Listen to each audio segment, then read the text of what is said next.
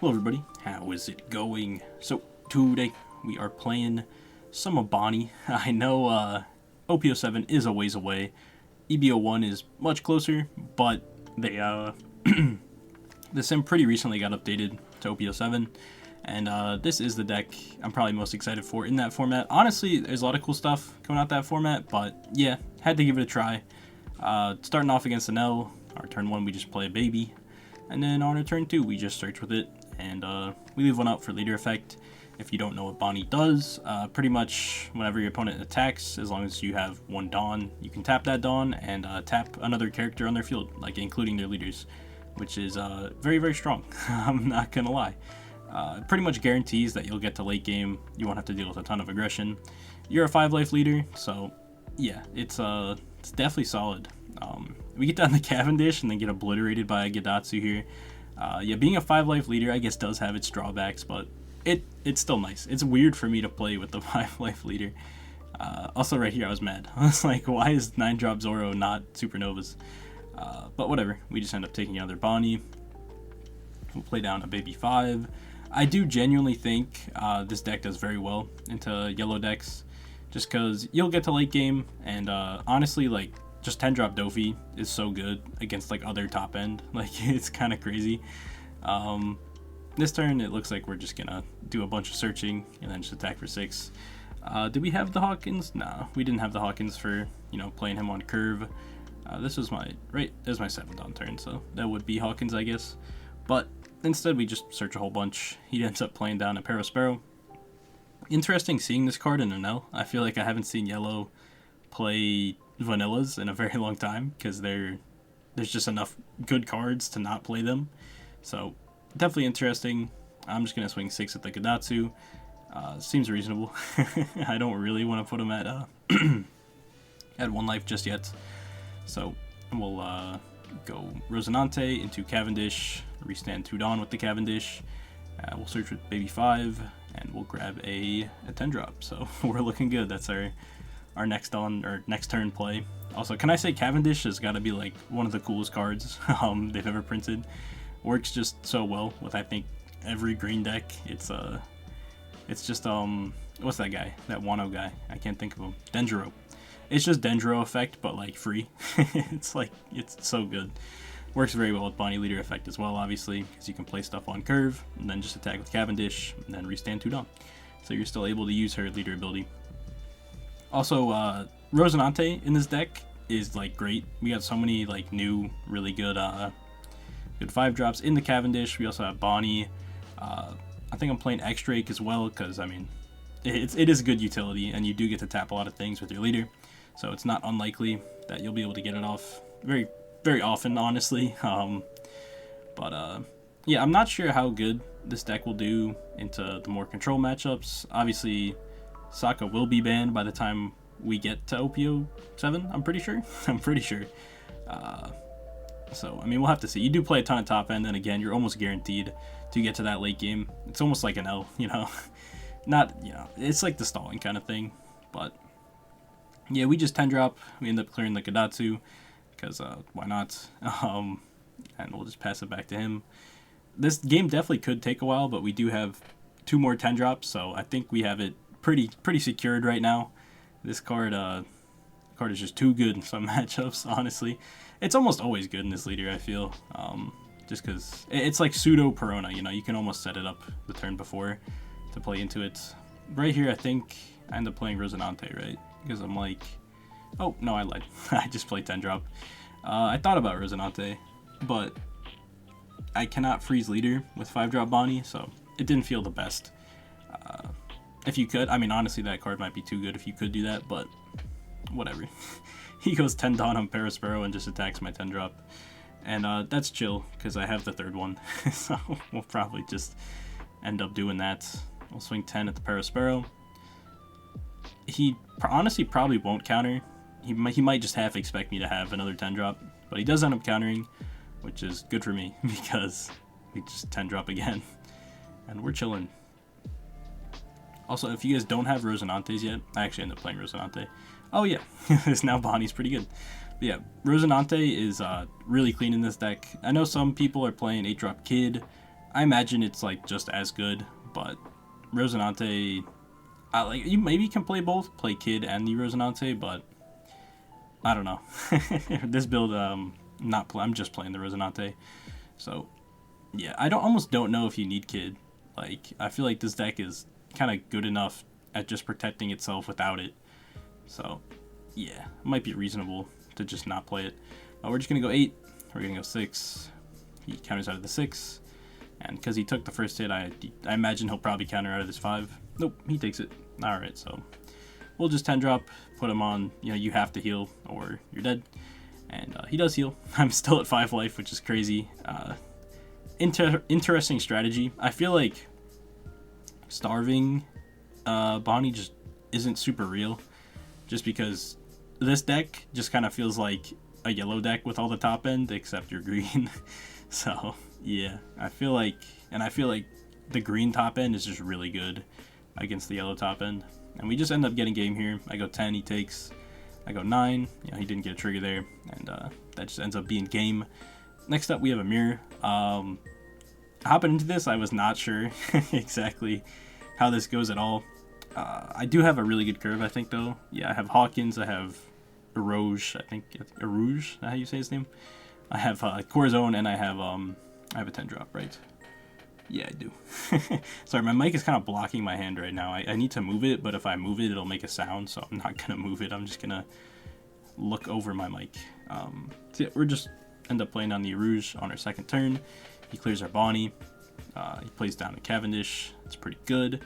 He did kind of greed it a little bit, though, because now I get to tap the Cavendish, and I can kind of shut that down for a little bit, because I do have an amount of 5-drop Bonnies, so we can just not let that Cavendish play the game. So that's cool. We could just swing like 6 with one of our guys. We just go 5. I think I forgot about that they're also Bonney, so they can just tap my Erouge. I don't know how to pronounce it. I'm sorry. I wish we saw more of Erouge, like in One Piece. I feel like they introduced him, and then we just never saw him again. So maybe we will. We're getting, much deeper, much later into the show or the manga. Me personally, I do read the manga, so yeah, I do think we're nearing the end. It'll probably still be like a year or two, but I hope we see him at some point before that happens. I'm sure we will. But we just end up Bonnying the Cavendish. You're not allowed to play the game. He goes 8 at the Erouge. We'll use leader, tap the Rosinante, and yeah, we'll just let it go. It's doesn't feel super worth defending that. He'll play an Erouge of his own and pass it back. We're on 8 Dawn. It's looking like a Rosinante, and we can just Bonney again into this Cavendish, and let's see, lets it go. Then I do think what we have. Nope, that's our only target. So I guess we could keep the Rosinante tapped if we really wanted to. But yep, we go 6. He uses leader, taps my leader, and just counters out. So we'll play Corazon into Bonney, into freeze the Cavendish. I don't think the Cavendish has been able to swing once. That's funny. Next turn we might just be able to kill it, depending on how much he defends it. But he is on 9 Dawn now. I don't know if he's playing Zoro. I don't know how popular Zoro is in this deck, but I feel like it's super reasonable to play him. Because like it's one of the few decks where you will be able to play him and just kind of like not die. Like that's the scariest part about Zoro is you have to tap out for your 9-drop to like not have an effect on the turn you play it. So it can be pretty scary. But he goes 8 at my Bonney. I'll use leader to tap his Cavendish, and I will end up countering out just because it puts him in a weird spot where he can't really play like what card he wants to play if he wants to swing again at Bonney. So yep, works out. We keep our Bonney. He plays down the Hawkins. Hawkins is a very cool card. It's so rare for like a 6-drop to be good. You guys ever think about that? I feel like there are so few 6-drops that are like good. And I think post OP07, there's Hawkins, there's Boa. That might be it, but at least they added to the pool of 6-drops. We'll take that, I guess. I'm honestly just trying to bait this Hawkins block, so I can freeze it with Dofi, but it doesn't work out. Just counters a bunch from hand. Yeah, it's fine. A 10 Dofi of his own would be very good here, but we would still have, you know, the attack with our Dofi and our leader. And honestly, we don't have a ton of great plays for next turn. If we don't find anything out of life, he might not even swing at life, and or we don't top deck anything great, we're probably just going to end up playing a Hawkins of our own, which is fine. He goes 11. Yes, I could counter this, but it feels super minus because I'm dropping 3 cards instead of, you know, having 2 2Ks. So we don't do that. We'll just let it go. Our board is still very strong, just having the 10 drop there. So we're going to just keep bullying this Cavendish. I imagine it'll probably eat like a Rosinante block. Yeah, so that's fine. We'll play down Baby 5 in hopes that we find something, just any top end for next turn, honestly, because we don't have anything too great right now. We end up finding either an Rouge or a Corazon or the 0 cost event, but I mean, like, I'm at 4 life. Like, if he's swinging big into my characters, like, yeah, I'll probably have to let them go, but my 10 drop is pretty safe because swinging at a 10k body is kind of scary. We just end up going 8 into the Cavendish. I imagine this will either be blocked by the Rouge or blocked by Hawkins and just dropping a 2k. Either one. You know, I'm running out of swings, honestly. So, okay, he lets it go. That's cool with me. So, we'll go 8 at the Hawkins. See what happens. If he has no counter, I imagine... Oh, no, he just let it go. I guess he values the Rouge more than the Hawkins. That can't be right. But does end up conceding there. I guess, yeah, his hand wasn't looking too hot. He did have a kid, but I think it was just too late. Maybe not. I don't know. That game could have went on for a long time. Like, he didn't necessarily have to scoop there, but... Oh well, it'd be like that. And next up, we have Purple-Yellow Croc, which is a very cool deck, honestly. I want to play this in EB01. I don't think it's like super great or anything, but it's pretty cool. So, you know, definitely might have to check it out. We have a solid start in turn 1 Bonney. We find the Rouge. So we have our next Dawn. Oh my goodness, English is hard. We have our next turn play, and then we have the Hawkins for the 6th Dawn, and then we have Rosinante into Cavendish. So, yeah, we kind of have our next couple turns pretty set out, you know. We'll just go 5 with leader. He does clear the Bonney, obviously. I imagine he'll take... Also, you know what's, like, really good? That, like, I wasn't even thinking about at the time, but it does matter, is having 5 life in a matchup, like, into yellow, is that you're not always going to be... Like, it's going to take longer for you to actually be at 3 life for them to, like, trigger out Okikus and any of the other Wano triggers. And I do think it comes up this game. I think with the Okiku heal. We'll have to see, but... He just goes 5 at me. I'm pretty chill with taking that. I feel like you can, in most decks, just take the first life pretty freely. Unless it's, like, an easy counter and you're, like, a control deck. I feel like that's the only scenario you really don't. But he plays down the Kiku, and yeah, I do think it comes up, what I was saying earlier.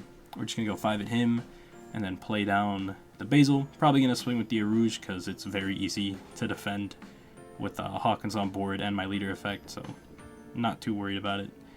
If he wants to commit, like, all of his Dawn, I don't know if his characters to clear it, I'll just let it go, but I highly doubt that's going to happen. So, yep. We're just going to play Hawkins pass. We'll get our restand on one of our Dawns. So he has only 1 swing this turn. And we have a 7k blocker, which is very good. He definitely misplays here. Should have attacked first. And then played this. What's his name? Bon Clay. Mr. 2. Yeah, definitely. I guess it gives him an extra swing. But also, I feel like Bon Clay would be really, really good into my deck. Because I play a ton of top end. Like, already he would have been a 7k attacker, so you probably want to get, you know, at least 1 swing with him, which is usually all you get, but still.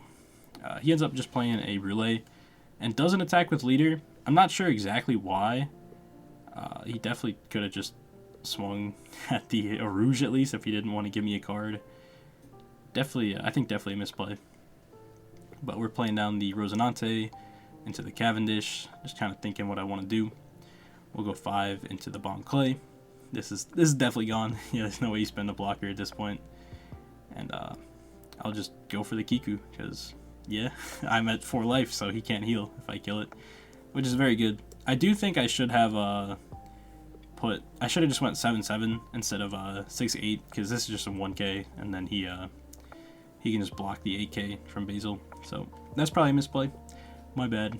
We're cool with tapping out though, because we still have the Rouge, but end up not getting punished just because he blocks there, so he might just have no counter in hand, which is very possible.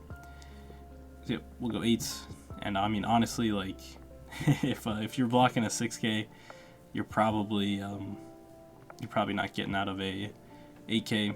He does. I don't think he knows exactly how this card works, because he needs to have another character on field. Like, you can't change your leader to the blocker; it has to be a character. So a slight misplay there. Definitely just kind of going -1 for fun. Not what you want to see, but obviously this is a sim. We're just testing new stuff.